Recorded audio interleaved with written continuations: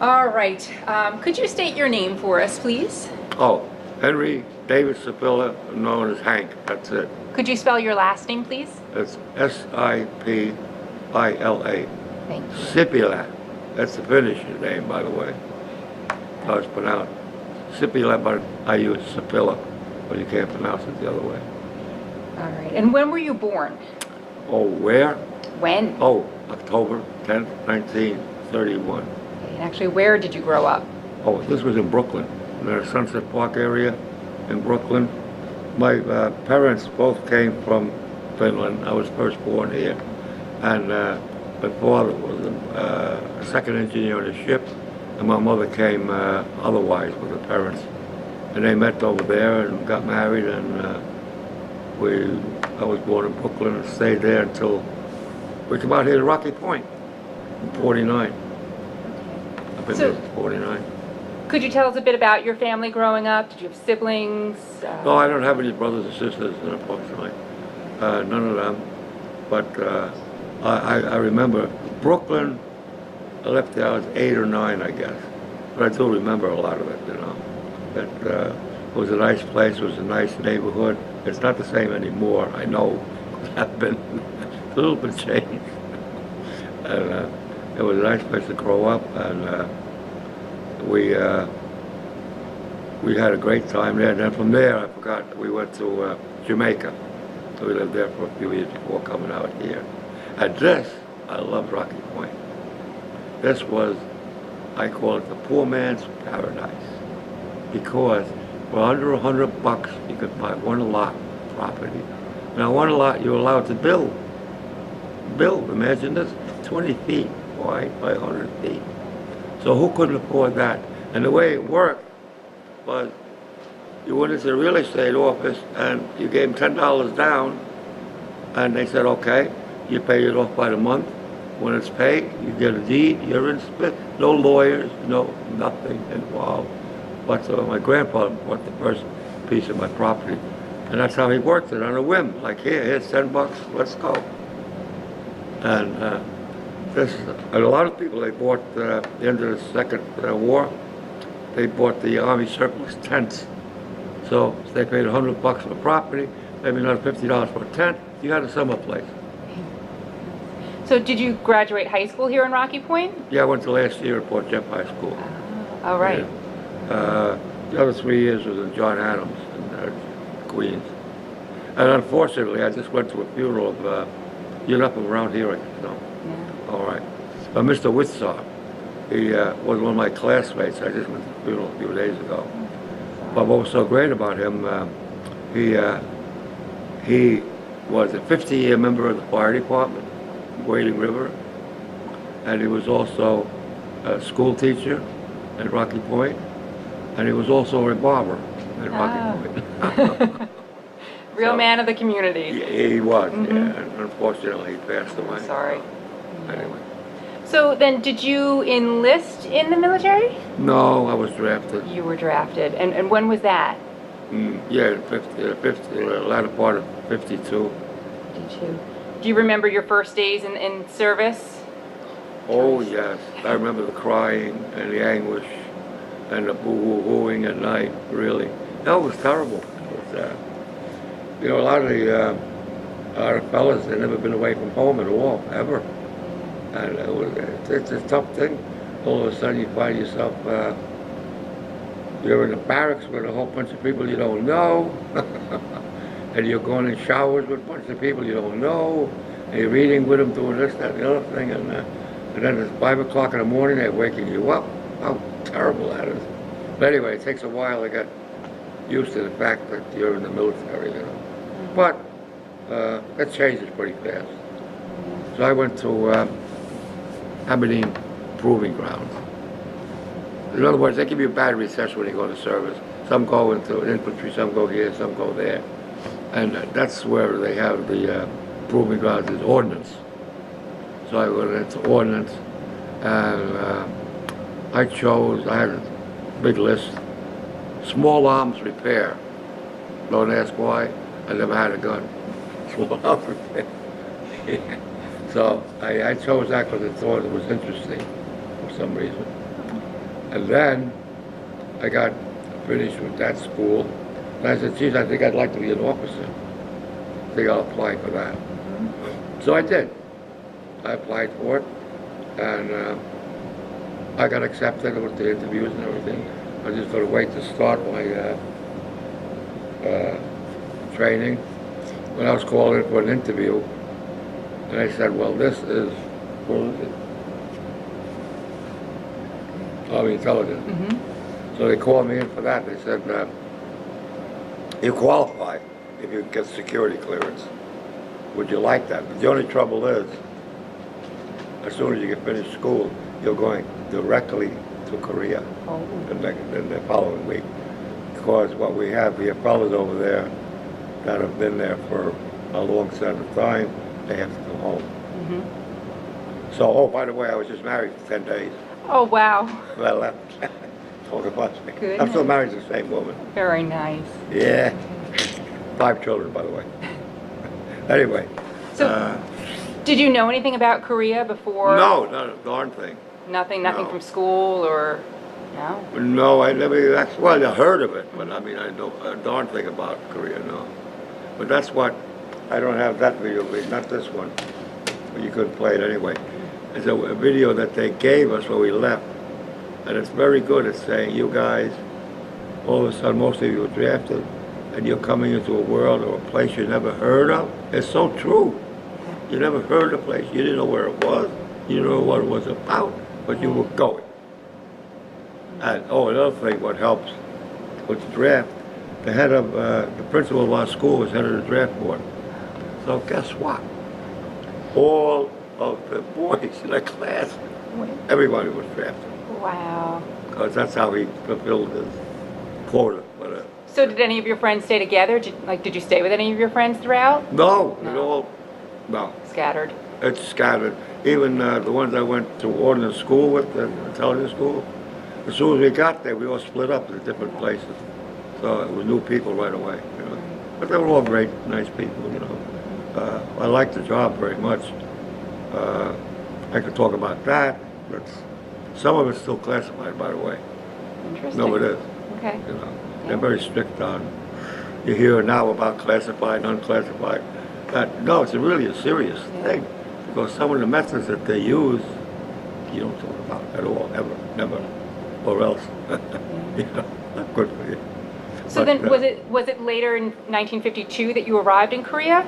Yeah, I got there right away after school. Yeah. Right. Okay. Just say I got married for 10 days. Mhm. As soon as I got finished with the school, the second school, I went. I got the orders right away. Do you remember where you arrived in Korea? Yeah, Seoul. We went to You Seoul. went to Seoul. We went by ship. Now by ship you go to San Francisco first. I think it's Treasure Island. You board ship, and then you go to Hawaii. 11 days from there to Hawaii, which is big storm. We hit a big storm, and everybody was seasick. Oh. Not good. Uh-huh. And I spent that whole 11 days on deck, not in the compartment. It was so smelly and full of whatever and you couldn't go near the bathrooms even. It was bad, very bad. So we found out that you went on deck, they didn't care. There was vents, there's like hot air vents on the deck. You go under them and you're fine. Take your sleeping bag, boom, you're all ready. Okay. So So from there and then to Okinawa. Okay. From Okinawa to Sasebo, Japan. Then we got off there. I remember all the stuff. And we got on a train, went all the way through Japan, Tokyo, and so forth, to the other end of the island. And we got aboard another ship, the General Black. This was the Randall, that was the Black. We got on that, and that's the one that brought us around through the Sea of Japan, I think it is. The Yellow Sea, you know. For the East Sea. Huh? The East Sea. Yeah, whatever. And that brought us to, Seoul. Mm-hmm. Then we got off at Seoul. Do you remember what your first impressions were? Korea, being in Korea? Oh, well, I got there, it was at night, Okay. and there was a barracks, there was no heat, They said, well, somebody's supposed to come here and pick you up for your unit, but they're not here yet. They'll probably be here in the morning. Anything we can do for you? Yeah, that was some beer. We had, by the way, we had no, I got another story. There was no dope or anything in Korea, not in Syria. We had beer, that was it, you know. And so the guy got me a couple of bottles of beer, and I went to the barracks, I had some beer. Next morning I got picked up.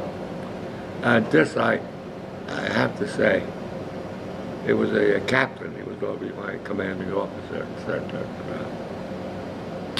I have a policy that I like to indoctrinate, I can't say the word, people right off the bat to show them what this place is. It's not a joke, you know, that's Korea. So, do you drink? Yeah, I drink. Okay. Well, first what we're going to do, I'm going to give you a few drinks. We'll have a few drinks. Then we're getting the jeep, we're going to go to the front lines where they're fighting. And I'm going to show you what it really is. And you'll see what's going on. And that's what really opened your eyes up to say, my God, people didn't kill me. They're wounded and everything. We didn't stay very long, just enough to impress me that it was a serious situation here in this fighting, you know. And that really I'm glad he did it, because that set the pace for you, how you're going to behave. Reality. Your reality. Watch out, they're going to kill you. So what was your job then? Yeah, well, it was ordnance. The ordnance is weaponry. In other words, foreign weaponry only. American weaponry we knew. So I went maybe twice a week to wherever the fighting was going on. And I went to the front lines, wherever the fighting happened to be at the time. And when I started to clear out, I ran in there quick, fast as I could, and picked up all the foreign weapons I could find and threw them in my Jeep. I had my own Jeep. You know, threw them in there. Then we got back and we made reports, photographic, verbal, all kind of reports on these weapons. And eventually, these weapons then got sent back to Washington for further analysis. But there's a way of doing this that they can figure out. If you can figure out where they came from, they can figure out how to stop it, the weaponry from coming in, or what country they're coming in. And that's why it's very important. In other words, it's actually saving lives instead of taking them. Did you ever get to see the end results of those reports, like where they were coming from, or? No. No. Okay. No. As soon as I had cameras, I had all that stuff, good stuff. The reports are sent out. I never saw what happened after that. No. No. Do you have ideas as to where they were coming from? Oh yeah. Yeah. I don't care. Okay. So I was lucky. I say I was lucky that here's a guy who just went to high school and got in this nice crowd. Most of them were college, by the way. I wasn't. They said, too bad, but your college grade, though, so that you went a little bit more than high school. We'll let it go, you know. Yeah. That was luck, you know. But I did tell you, because of the fact that I was saving lives, not taking them, really. That's what it amounted to. So I felt good about that, you know. Definitely. Different thing. Well, everybody has their own job, you know. And if you like what you're doing in the service, you got it made. You got it made. So, yeah.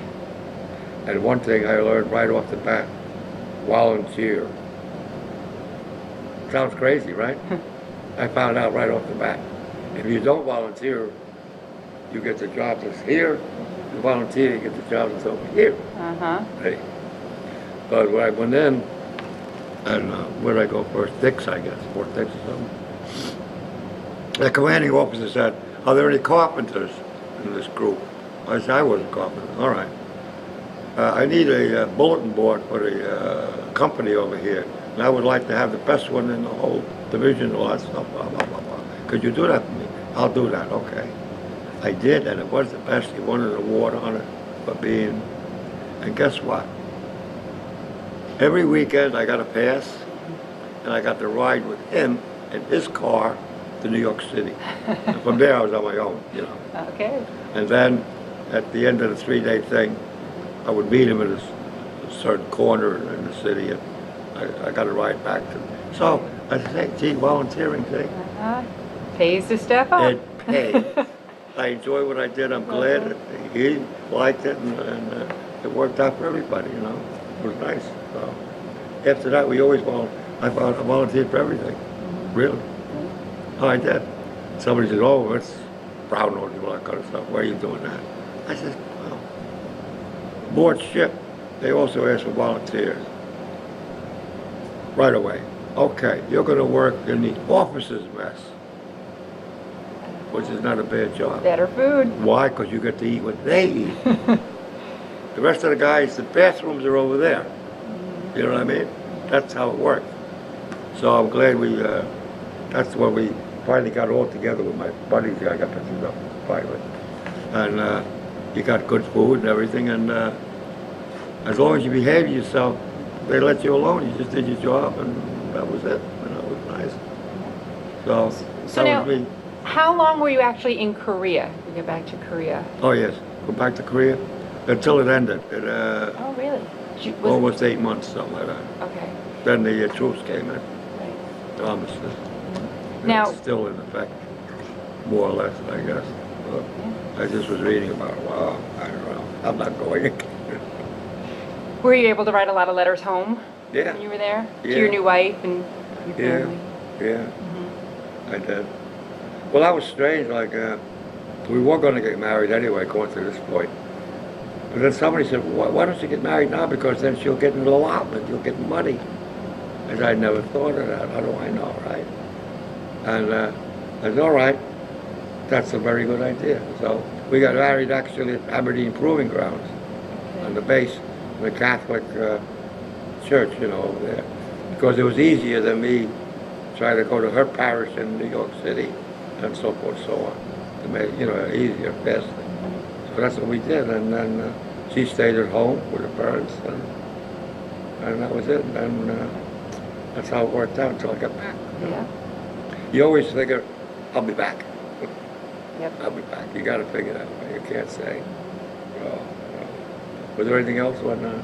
Well, yeah. What about the food? What kind of food did you eat when you were overseas? In Korea? Yeah. Oh, food that I didn't really care for. Too spicy for me. And on this trip when I went 3 years ago now, it was always the same. I got a story about that too. I tried my very best to eat all this stuff, but I like spice, but overly spice like I did. Most of the guys were like that. So what they said, for your last meal, when you're leaving here, we're going to get you an American all meal. Steak and potatoes, how's that? Wow, this is going to be great. Because you know what they did? They spiced it up. It tasted the same. They ruined the steaks and everything with the spices. We all got it and said, oh no, how did I get this stuff off?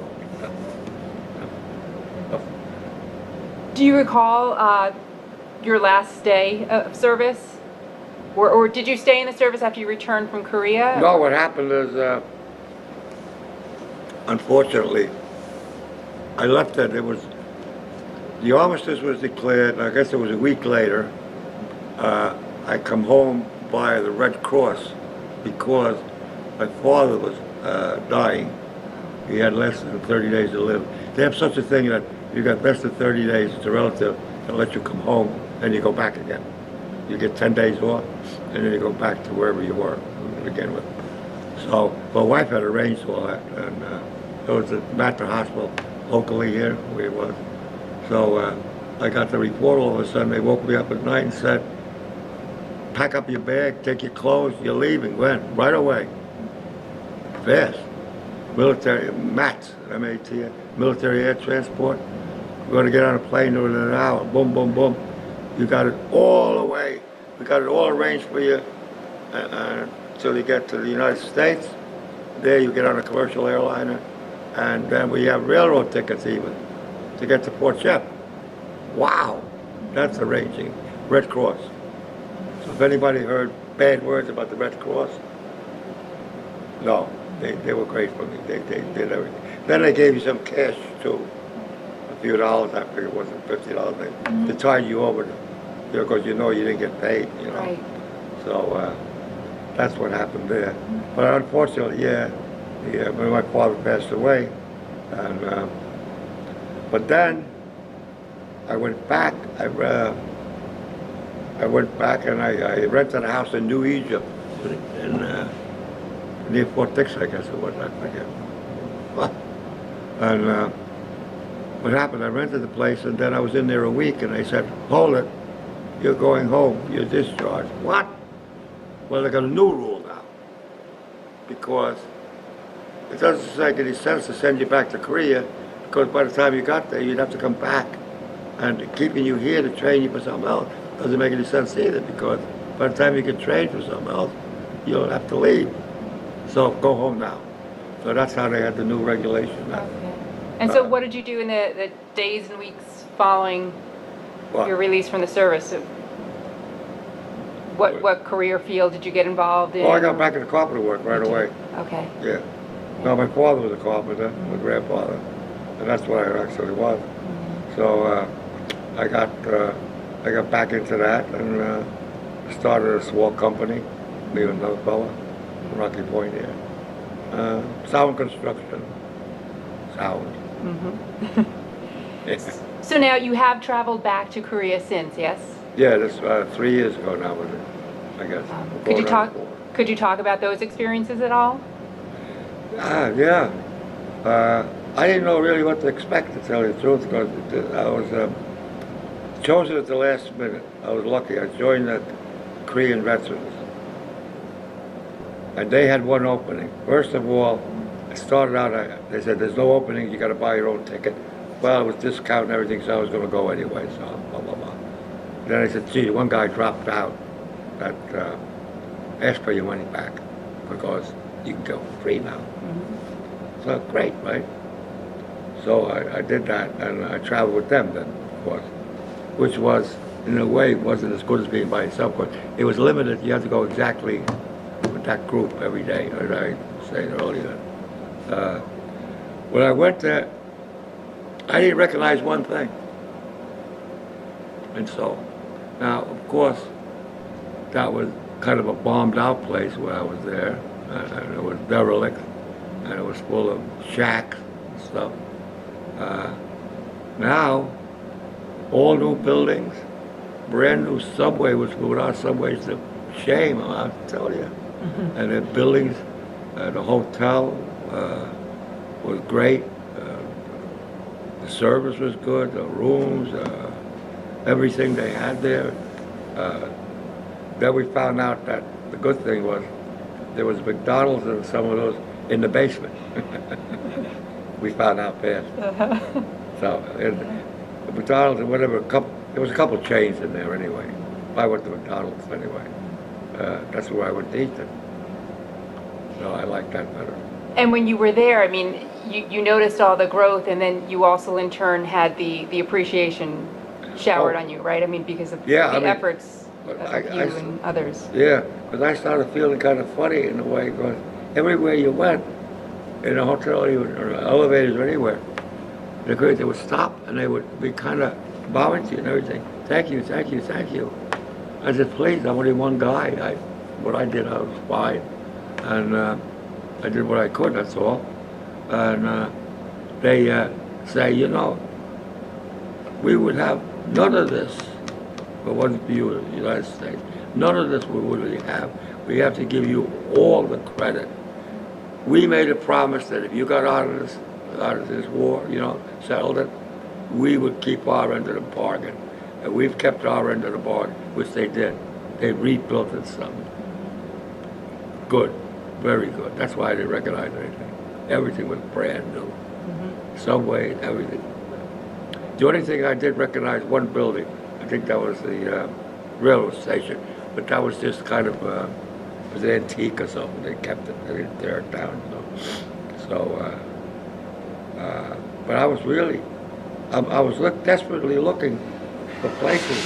I noticed Main Street. There must be something there I recognize. Nothing. I'd go down other streets looking, nothing. Everything was gone, everything. all brand new stuff, you know. They weren't kidding. And then I have to say, with their way of doing things on a bus, there's no bathrooms on a bus. You ever heard of that? Yes. Have you? Well, there is no bathrooms on a bus. Yeah. But the only thing is they stop every 2 hours. Right? You were on a bus. Yeah. First I heard that, I said, no bedroom. What, you know, the Americans, we have. No, don't worry. It's because every 2 hours or hour and a half, we have little stops along that main, probably the same road I went on. Yeah, and the rest stops are beautiful. Yeah, the same ones probably. Yes. Right? They all stop in the same places. Right. You know, have beautiful bathrooms and all that stuff. You know, some of them you had showers, I remember. Yes. Yeah, right? Yeah. Probably went to the same places. Yeah. And so I said, well, that's a good system. Then we had entertainment. We had, I think there was 3 of them, Korean entertainers. The girl, she did kind of a dance. Yeah, how do you do it? She went up and down the aisle in the bus. Oh, goodness. You know, one end to the next, doing her dance and all that provocative things. And then we had another guy, he, but it was she, dressed up like, you know, that was his act. He had all the makeup on, everything, and he did like he was a woman. He was doing that kind of a thing, you know. It was very good though. And the whole time on the bus, they'd take a break for a while, and then they would start again and give you a different act. So that kept you, you didn't have to see any movies, you know. They didn't have them anyway, by the way. Okay. Live entertainment was better. Huh? Live entertainment was better. It was better, yeah. It was very good. They did all kind of crazy songs and dances and things. And, they kept you entertained, you know. Very nice. Very nice. And everything was clean as a whistle. The bosses, everything. Yeah. I must say. Well, is there anything else that you'd like to share that we haven't talked about? Well, I'm glad I went back there again, because without that I would have the memory of what it was. You know, I wouldn't have anything else. You see pictures of it, but it's not the same thing, you know. And even when we went to the Olympic arena there, you know, that was fabulous. And not only that, I got to some of those places where they had the battles. One was 3 Mile, I forget all the names of them. Where they made shrines out of where we had the big battles, different places, you know. And there I gotta say one thing. You know how some things stick in your memory? Wow. When I was in Korea, I needed a left hip, by the way, which I've gotten since, you don't see it. And I was in pain the whole time, and I was limping. And so all these things were the hills, you know. So a lot of them, I couldn't get all the way to where I was supposed to go, but I would go halfway and I'd stay there. I said, no, that's all right. And, you know, that's as far as I can go. Pain is too much, because I needed the hip, which I had done then when I got back. And I got up halfway on this one mountain thing, 3 Mile or whatever it was. And there's a young girl in a wheelchair. Oh, hello, in Korean. She still knew some English. Maybe she was 18, 19, I don't know. The bus was down where we left it, down at the bottom. And she wanted to get on the bus. They said they brought her, I found out that they brought her up that far and they left her. And they couldn't push her any further. They went way up and they, you wait here. And where you want to go? She went, the bus. I think she wanted to go to the bathroom or something, whatever what it was. And anyway, so I said, oh, okay, I'll go down the hill. And that was my good deed. I took her, and I had to have the brake on full on the wheelchair and holding onto it. Yeah. And slowly, I got down the hill with the brake all the way on. And I got all the way down, I got her on the bus, and then that was it. And that was my good deed for the whole trip, really. Oh yeah, there was another good deed. We went to a restaurant that was owned by one of the guys that went with us. He's a doctor, and he's got relatives there yet in Korea, and one of his relatives owns a restaurant. Why not? And so we went there for like a meal at the end of the whole thing. And he had, what is that, sake, I think, that stuff, Japanese? Soju? Soju. Soju. There's stuff you hear about that I don't drink, by the way. Sake's Japanese. I think the soju is Yeah, the whatever, Korean. it's tough stuff, right? Yeah. So he was trying to be very nice. And he said he had a bottle of it. Anybody who wants, you can have one drink. Only a few guys, the guy on my left, was my age, he took some. Took one. So I passed everything. He said, can I have another one? And he said, you really? He says, no, I'm all right, I'm fine. I had another one. He took another one. The next thing I know, he went into his spoon face like this. Oh, jeez. Face first. Into his spoon. His hands out. And then he was sliding off the table. And I went and I grabbed him from around the waist. I said, this guy's going to get choked, that kind of thing. And I yelled, doctor, doctor, because one of them was a doctor there, you know. So he came over and they brought him to the hospital. They had to pump him out. Oh, goodness. Yeah. They said, we had to pump it. I found out. Yeah, he says, he should have never had that stuff to begin with. Wow. You know, it was so powerful, you know. I don't know what it was. So then, when I saw the man later on, he started yelling at me. He said, what you doing to my ribs? My ribs are broken. I said, I saved your life, you. But ask somebody else what happened. Yeah, right. Then he said, I'm sorry, I didn't know what happened anyway. But that was my two experiences, I guess, on the trip, you know, that worked out. Right. And the rest of it was very nice, but the people, I don't know how to explain it. Everywhere you went and everybody you saw, no matter where it was, restaurant, the waitresses, the girls, everybody. Thank you, thank you, thank you. And I was getting to feel very embarrassed, like, you thanked me once, that's thank you, okay, that's fine, leave it alone. I realized that. Thank you. We wanted to do this, we did it. But it was overwhelming, really. I wouldn't believe if you had told me that it would happen that way, you know. Because, you know, I guess you must know, but a lot of the countries we help later on, they don't want to know us. After we've helped them, they, bye-bye, you know. So they're not the kind, you know. So whatever's happening, I don't want to get into the politics, but I hope it all works out over there now. That we don't get any bigger trouble there, because it doesn't look good, I know that. But I'm not going to go into that stuff. Anything else? No, I think that's great, and I thank you for your time today, and I thank Okay. you for your service. Thank you. Thank you. Thank you for doing it.